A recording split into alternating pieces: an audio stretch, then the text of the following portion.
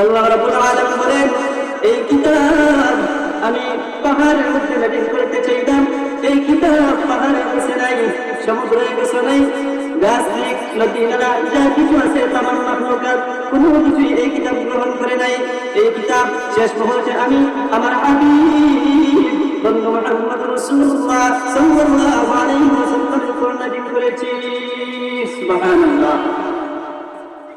আল্লাহর হাবিব সাল্লাল্লাহু আলাইহি ওয়াসাল্লাম বলেন,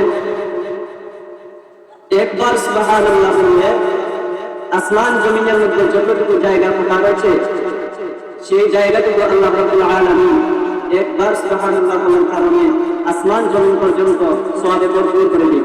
সুবহানাল্লাহ। এই জন্য আমরা কোন সময় সুবহানাল্লাহ বলি? যখন কোনো আশ্চর্যজনক কথাবার্তা শুনি তখন আমরা সুবহানাল্লাহ শব্দ ব্যবহার করি। সুবহান শব্দটা হচ্ছে পবিত্র। আল্লাহ রাসূল সাল্লাল্লাহু আলাইহি ওয়াসাল্লাম বলেন, যখন কেউ সুবহানাল্লাহ বলে, আম্মা আয়েশা রাদিয়াল্লাহু তাআলা বর্ণনা করেন, ও নবীজি, ইয়া রাসূলুল্লাহ, ইয়া হাবিবাল্লাহ, এই সুবহানাল্লাহর ফজিলত কতটুকু আল্লাহ রাসূলুল্লাহ সাল্লাল্লাহু আলাইহি ওয়াসাল্লাম জানিয়ে দেন। হে আয়েশা, শুনো এই সুবহানাল্লাহর ফজিলত কতটুকু। কোন ব্যক্তি যদি, আমার কোন বান্দা যদি একবার সুবহানাল্লাহ পাঠ করে, তার জন্য জান্নাতের মধ্যে একটি খেজুর গাছ তৈরি করা হয়, একটি খেজুর গাছ রোপণ করা হয়। সুবহানাল্লাহ। সাইয়্যিদুল মুরসালিন খাতামুন নবিয়্যিন দুজাহানের সরদার মুহাম্মদ মুস্তাফা রাসূলুল্লাহ সাল্লাল্লাহু আলাইহি ওয়াসাল্লাম বলেন, হে আয়েশা, জানি এই সুবহানাল্লাহর কতটুকু ফজিলত। যে ব্যক্তি সুবহানাল্লাহ বলার পর জান্নাতের মধ্যে একটি রোপণ গাছ করা হয়, একটি গাছ রোপণ করা হয়, খেজুর গাছ, আর সেই খেজুর গাছের ছায়া কতটুকু আল্লাহ রাসূল সাল্লাল্লাহু আলাইহি ওয়াসাল্লাম বলেন, যদি একটি ঘোড়া 70 বছর পর্যন্ত দৌড়ায় তারপর সেই গাছের ছায়া শেষ করতে পারবে না। সুবহানাল্লাহ। আল্লাহ রাসূল বলেন যে একবার সুবহানাল্লাহ বললে জান্নাতের মধ্যে একটি খেজুর গাছ রোপণ করা হয়, আর এই খেজুর গাছের ছায়া এতটুকু বড়, একটি ঘোড়া যদি 70,000 বছর পর্যন্ত দৌড়ায় তারপর সেই গাছের ছায়া শেষ করতে পারবে না। সুবহানাল্লাহ, সুবহানাল্লাহ। আর আমরা সেই সুবহানাল্লাহ বলার সময় আমরা পাই না। অনেক মানুষ রয়েছে যারা বাহিরের দিকে ঘোরাফেরা করতেছেন।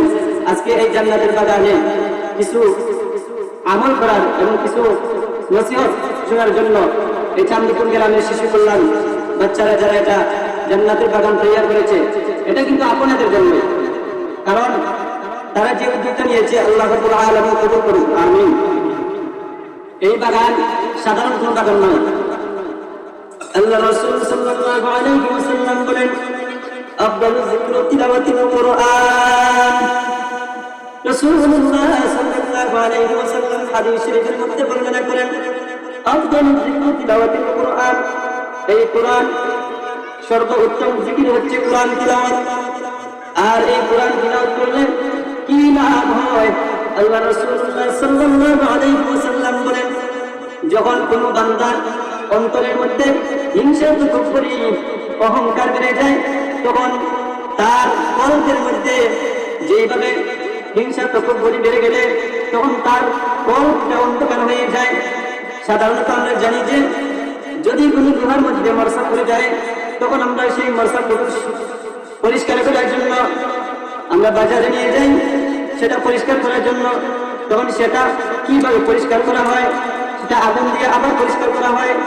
ঠিক তেমনি আল্লাহ রাসূল সাল্লাল্লাহু আলাইহি ওয়াসাল্লাম বলেন, যখন কোন বান্দায় আমার কোন উম্মত এই কোরআন পাঠ করে, এই কোরআনের প্রত্যেকটা আয়াতে আয়াতে আল্লাহ রাব্বুল আলামিন তার সাথে কথা বলতেই থাকেন।